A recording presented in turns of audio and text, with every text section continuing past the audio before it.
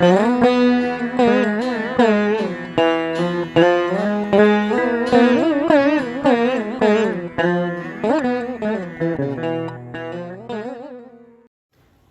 ஸ்ரீ கல்கி அவதார அகத்தீசாய நமோ நமக.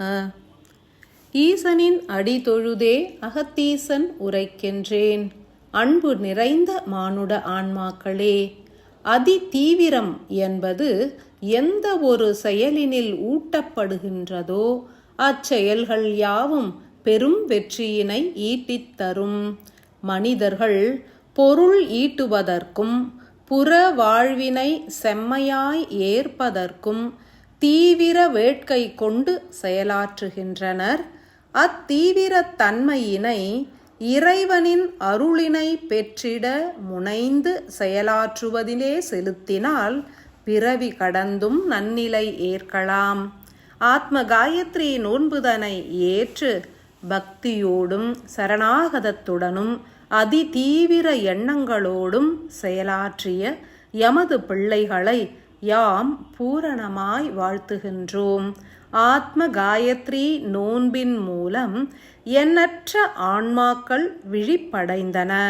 எமது பணி சிறக்க முதன்மையாய் சுழியிட்டு துவங்கிய உங்களது பணி ஆதி மகா கணபதியின் பூரண ஆசிகளை பெற்றுத்தரும்.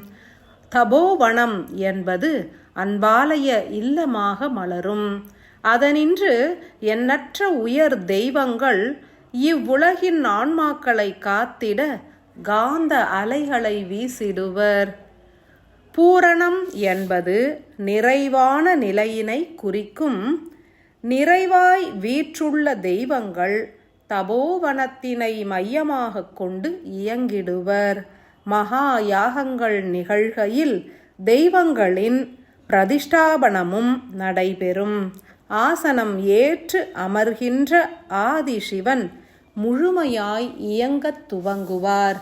ஆத்ம காயத்ரி நோன்பு என்பது பல்வேறு மாறுபட்ட ரூபங்களை ஏற்று மானுட ஆன்மாக்களை கரை சேர்த்திடும்.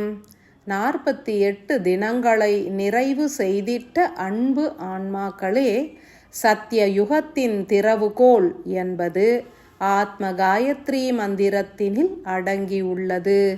யுக மாற்றப் பணிகளுக்கு சுழியிட்டு துவங்கி வைத்த உங்களுடைய ஆன்மாக்கள் இறைவனின் இல்லத்தில் வசித்திட உகந்தவையாக உருமாறிடும். எந்த ஒரு செயலும் துவங்குவதே கடினம். பின்னர் அச்செயலானது எழுச்சியோடு மலரும்.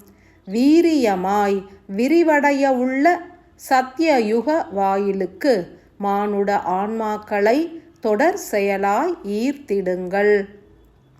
அகத்திய தபோவனமே புற வாயிலாய் அமையும்.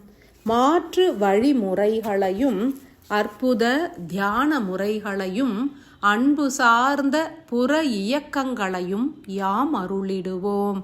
எமது பிள்ளைகளுக்கு ஒடுங்கிய ஆதிசக்தியின் அருளினையும் பெற்று அருளிடுவோம்.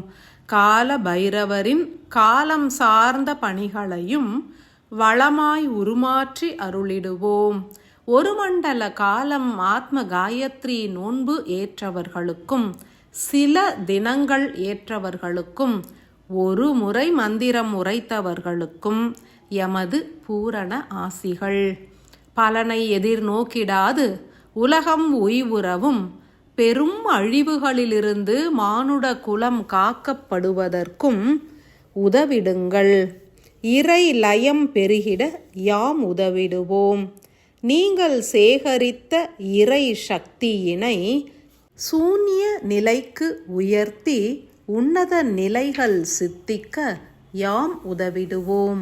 அன்பு ஒன்றே அருமருந்து, கருணை ஒன்றே ஈசனின் விருந்து. காருண்யமே ஈசனின் இல்லமாகும்.